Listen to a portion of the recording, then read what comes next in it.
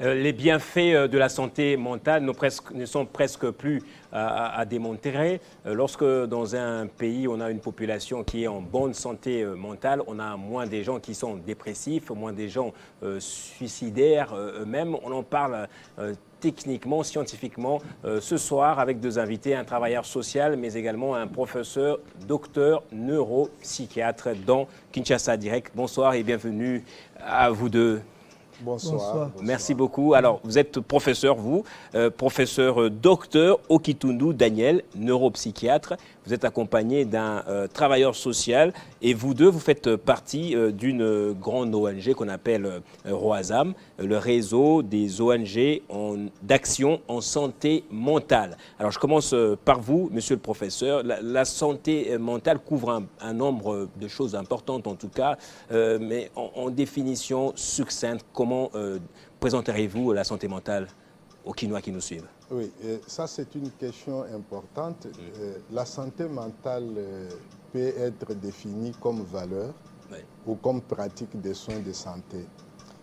Comme valeur, on peut retenir entre autres la définition de la santé mentale telle qu'elle est donnée par l'OMS, cet état de bien-être dans lequel quelqu'un peut faire face aux tensions normales de la vie, réaliser un travail fructueux et productif et puis contribuer surtout au développement de sa communauté. Il y a bien d'autres définitions comme celle qu'on attribue à Freud, capacité d'aimer et de travailler. Le Canadien en donne aussi une définition,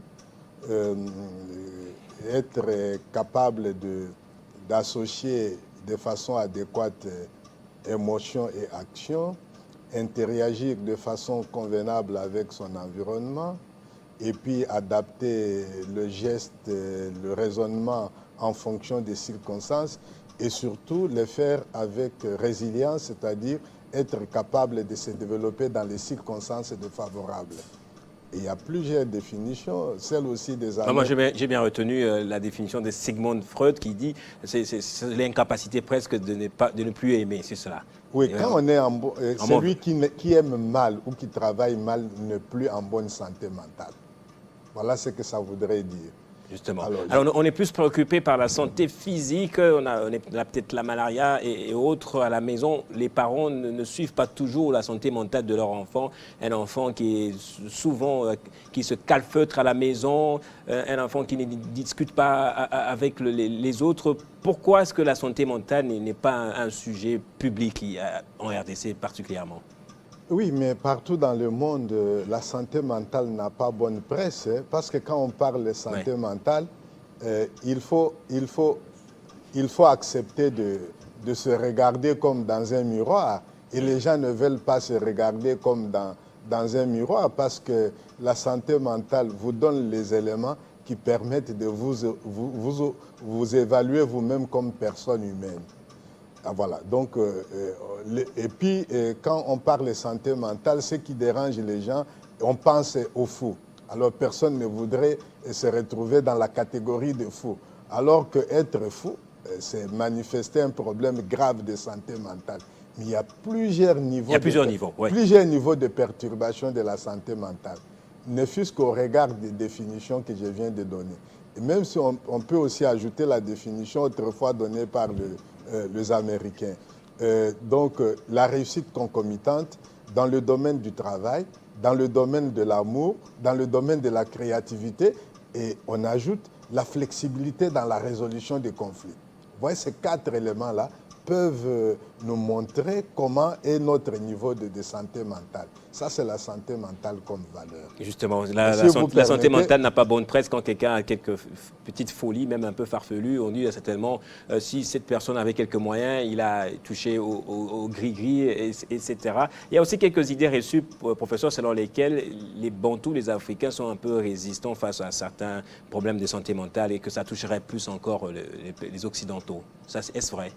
Oui, nous avons, nous, là, un mode de pensée prédominant qui est magico-religieux. Ouais. Quand quelque chose ne marche pas, on en fait une interprétation faisant référence aux esprits, aux mauvais esprits ou à la sorcellerie. Alors, en ce moment-là, tout Mais qui est aussi une réalité qui n'est pas exclue en santé mentale aussi, en neuropsychiatrie.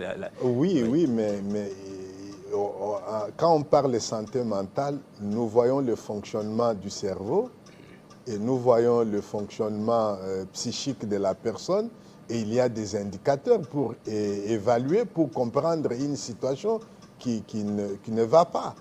Mais aller directement au mode de pensée magico-religieuse pour penser aux démons, à la sorcellerie, vous pensez, en ce moment-là, on peut être loin de la vérité en rapport avec une souffrance que quelqu'un manifeste. Alors, qui dit santé mentale, ce qu'on ne dit pas, c'est le cerveau qui fonctionne mal. Donc, la santé mentale a en dessous la santé du cerveau. Et on connaît comment fonctionne le cerveau. C'est grâce au cerveau que nous aimons, grâce au cerveau que nous sentons, c'est grâce au cerveau que nous pensons, grâce au cerveau que nous avons des comportements. Et on connaît ce qui peut perturber le fonctionnement du cerveau. Et le cerveau a la particularité d'être l'organe qui porte l'esprit. Et quand il fonctionne mal, alors voilà, c'est l'esprit qui fonctionne mal et on comprend pourquoi. On va très rapidement dans cette interprétation magico-religieuse. Il faut dépasser ces niveaux-là et passer à un autre niveau où on peut expliquer le phénomène autrement. Et si vous permettez, je voudrais dire rapidement un mot sur la santé mentale comme pratique des soins de santé. Qu'est-ce qu'on fait? On soigne les maladies qu'on appelle les maladies du cerveau, les maladies des nerfs, les maladies mentales qui relèvent d'un mauvais fonctionnement psychologique, et tout ça c'est par rapport au fonctionnement du cerveau. Et puis les gens qui ont des problèmes psychologiques comme le problème de stress ou de détresse psychologique, les gens qui ont été traumatisés, les personnes qui consomment la drogue, les personnes qui vont jusqu'à vouloir se donner la mort. Alors c'est l'ensemble de ce problème-là qui concerne le cerveau, le fonctionnement psychologique, la consommation des drogues, les suicides. C'est de cela que l'on s'occupe en santé mentale comme pratique de soins de santé. Merci beaucoup, monsieur le professeur. Je reviendrai à vous pour parler d'une question plutôt beaucoup plus contextuelle, le lien ou le rapport qu'il y a entre le rassemblement des foules qui s'échauffent facilement et notamment les élections qui s'approchent ici en RDC. Je vais peut-être prendre monsieur Roger Mouibou Kitima, qui lui est travailleur social. On sait tous c'est qui est un agent social ou travailleur social, mais un travailleur social en santé mentale, qu'est-ce que ça veut dire? Ou c'est quoi son rôle concrètement? Oui. Un travailleur social dans le milieu de santé mentale, il participe aux interventions sociales. Où? Aux interventions sociales en général, mais concernant la santé mentale. Et il travaille avec le spécialiste de santé mentale. On lui donne les méthodes et techniques de travail sur le terrain. Et il est là pour accompagner le programme élaboré. Et on lui donne les attributions qu'il va faire. Et dans ces attributions-là, la plupart des fois, il est sur le terrain, dans les contacts, dans l'enquête sociale. Et il amène, on réfléchit. La plupart des choses, comme nous, dans Wazam, c'est ce qui nous amène à faire le plan d'action des activités. Et le plan d'action que nous avons dit que ça doit être multisectoriel. Donc la santé mentale aujourd'hui concerne tous les domaines de la vie. Et c'est le travail qui nous a amené à retoucher notre plan d'action d'avant. Donc en 2021, en 2022, nous avons fait notre Assemblée générale ordinaire qui nous a permis de retoucher notre plan d'action. Et nous voulons que ce soit multisectoriel. Alors, vous travaillez main dans la main avec le gouvernement congolais, précisément le ministère de la Santé. Vous l'aidez à réglementer ce secteur de la santé mentale, notamment en mettant en place une loi qui va régir même tous les secteurs. Aujourd'hui, la santé mentale est même négligée dans les hôpitaux. Alors, que devrait être normalement le rôle d'un travailleur social dans un hôpital?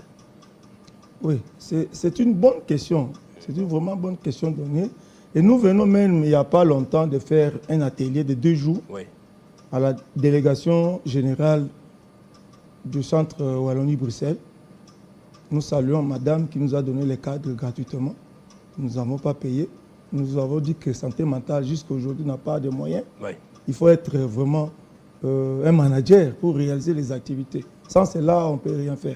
On peut concevoir des projets, mais sans le management, on ne peut rien faire. Nous avons conçu le projet, on a fait le management. On vient de réaliser cette activité-là en collaboration avec le ministère de la Santé en général et la première direction, direction ressources humaines en particulier. C'est quoi au juste? Nous avons essayé d'étudier la santé mentale, d'analyser vraiment les problèmes de la santé mentale. On a fait une analyse sociale sur la santé mentale. C'est pourquoi quand on parle que ce soit multidimensionnel en connaissance des causes. Et ça nous a arrivé à proposer au ministère de la Santé la proposition de réforme concernant les professionnels de santé qui sont surtout dans les structures de soins de santé. Depuis longtemps jusqu'à aujourd'hui, les professionnels de santé qui sont là, nous les connaissons comment ils sont. Mais dans d'autres pays, il y a une évolution. Nous avons voulu aussi proposer à notre ministère cette évolution-là. C'est pourquoi la direction n'a pas refusé, est venue nous accompagner pour nous écouter. Bientôt, on va déposer les rapports. Nous avons voulu quoi? Dans les structures de santé, qu'on ajoute les assistants sociaux. Parce qu'ils ont un grand rôle à jouer dans les soins, pour l'accueil, par exemple, pour l'orientation des malades vers les spécialistes ou les techniciens.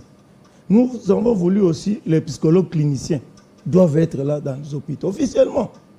Nous avons voulu aussi, les anthropologues médicaux doivent être là dans les structures de soins de santé. Parce qu'ils jouent un grand rôle pour connaître l'homme. Pourquoi il n'aime pas prendre les médicaments? Pourquoi? Il a quelle culture? Oui. Comment on peut l'amener à comprendre cela et à apprendre à accepter? Et nous avons voulu aussi les aumôniers. Oui. Dans nos hôpitaux, on reconnaît les aumôniers sur le plan spirituel. On les reconnaît comme les volontaires, les bénévoles. Mais il faut les reconnaître aussi officiellement. Ils doivent travailler parce qu'ils accompagnent. L'OMS a accepté la dimension spirituelle depuis 1999. A reconnu la dimension spirituelle. Alors, comme l'OMS a reconnu depuis 1999, on peut reconnaître les aumôniers. Nous sommes forcés par le temps, malheureusement. Où est-ce que vous en êtes aujourd'hui avec les activités du ROASAM, rapidement? Voilà, nous avons notre plan d'action quinquennal. Excusez-nous aussi, on est en train d'actualiser cela. Oui. Nous avons 20 commissions nationales spécialisées. Et chaque commission nationale, nous avons dit